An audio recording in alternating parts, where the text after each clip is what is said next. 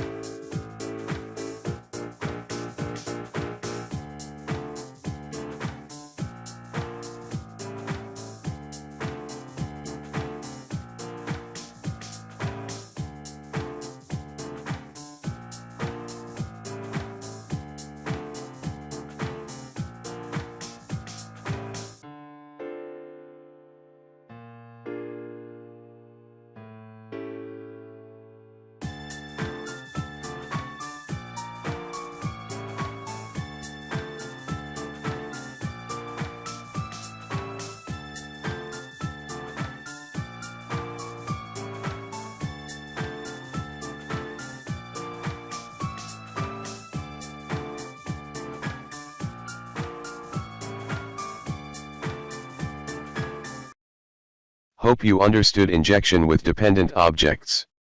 Now let's discuss about constructor injection with collection. We can inject collection values by constructor in Spring Framework. There can be used three elements inside the constructor arg element. It can be list, set, and map. Each collection can have string-based and non-string-based values.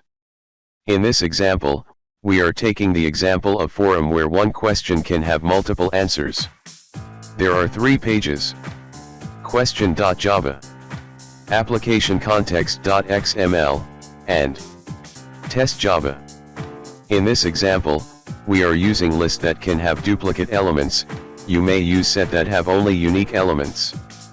But you need to change list to set in the application context.xml file and list to set in the question.java file.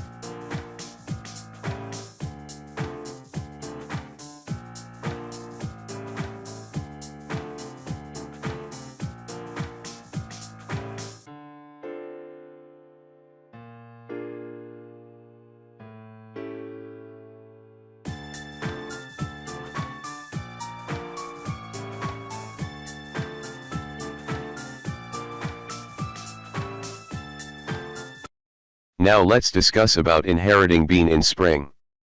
By using the parent attribute of bean, we can specify the inheritance relation between the beans. In such case, parent bean values will be inherited to the current bean. Let's see the simple example to inherit the bean. See the example, follow the steps. Try to do it with the video.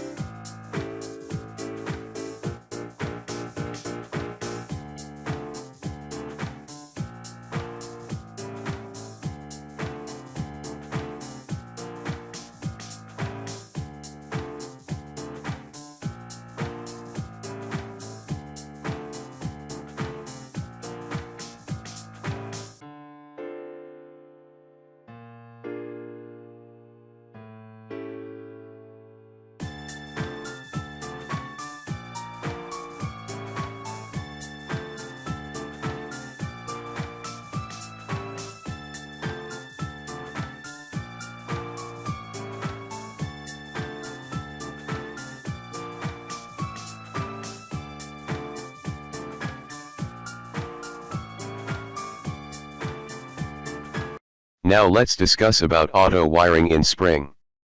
Auto-wiring feature of Spring Framework enables you to inject the object dependency implicitly. It internally uses setter or constructor injection. Auto-wiring can't be used to inject primitive and string values. It works with reference only. Advantage of auto-wiring.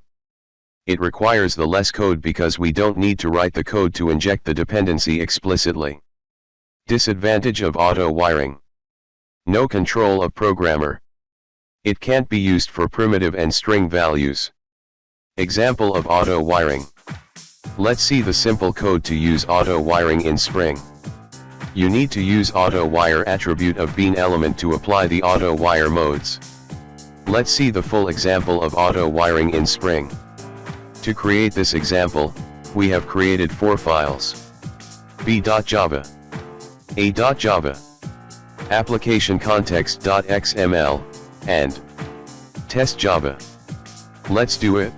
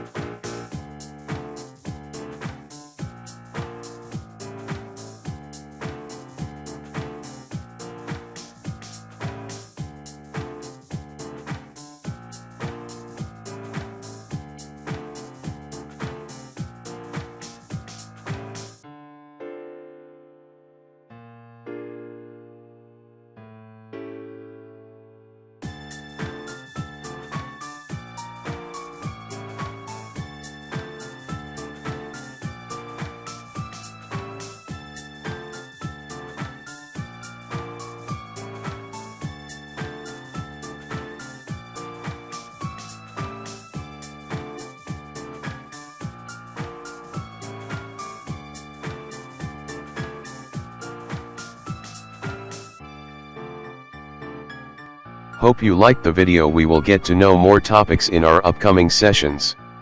Till then, thank you.